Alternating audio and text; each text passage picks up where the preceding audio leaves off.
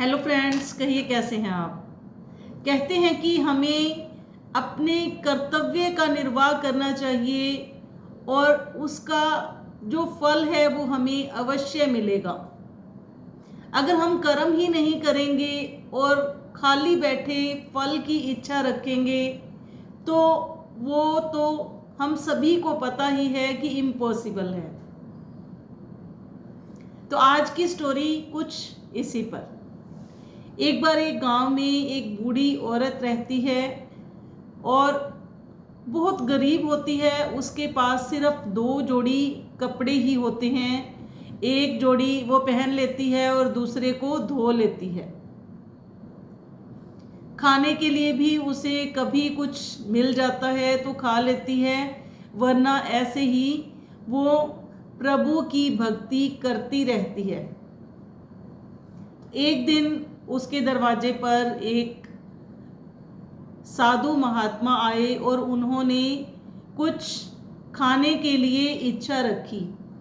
तो उस बूढ़ी औरत के पास खाने के लिए, भोजन बनाने के लिए उस समय कुछ भी नहीं था, लेकिन उसने उस साधु महात्मा को घर पर बिठाया और कहा कि महात्मा जी, आप कुछ देर के लिए यहाँ पर रुकिए, बैठिए, मैं अभी आती हूँ। और उसने जो अपनी दूसरी जोड़ी वस्त्रों की धो कर रखी थी उसे उसने उठाया और जाकर बाजार में उसे बेच आई।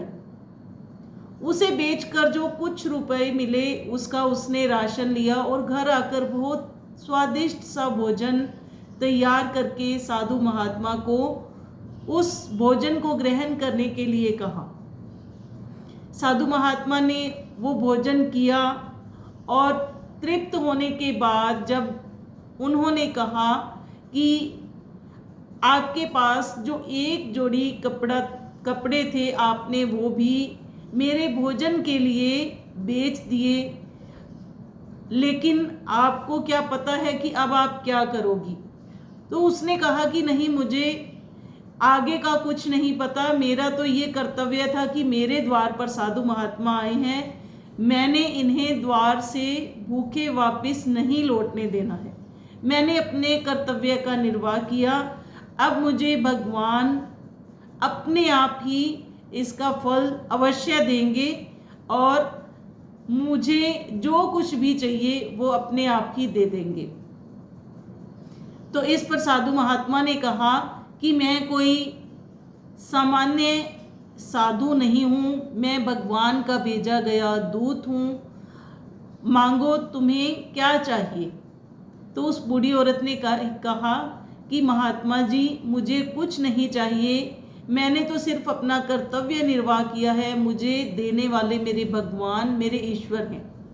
तो वहाँ से वो साधु महात्मा उस बूढ़ी औरत को आशीर्वाद देते हुए चले गए। अगले दिन जब वो बूढ़ी औरत सोकर उठती है तो उसके घर में जो भी उसके कपड़ों वाली जो वस्त्र जिसमें रखते हैं वो संदूक वगैरह होते हैं, वो कपड़ों के भरे हुए थे, अच्छे अच्छे वस्त्रों के। और जो भी बर्तन थे वो धन धान्य के, राशन के भर चुके थे। अब उसके पास, बूढ़ी औरत के पास घर पर किसी भी चीज की कमी नहीं थी। तो ये छोटी सी स्टोरी हमें बहुत बड़ी शिक्षा देती है कि अगर हम अपने कर्तव्य का निर्वाह करते हैं तो हमारे पास किसी चीज की कमी नहीं रहती है। अगर आपको हमारी वीडियो अच्छी लगी हो तो लाइक करें, कमेंट करें और शेयर करना ना भूलिए।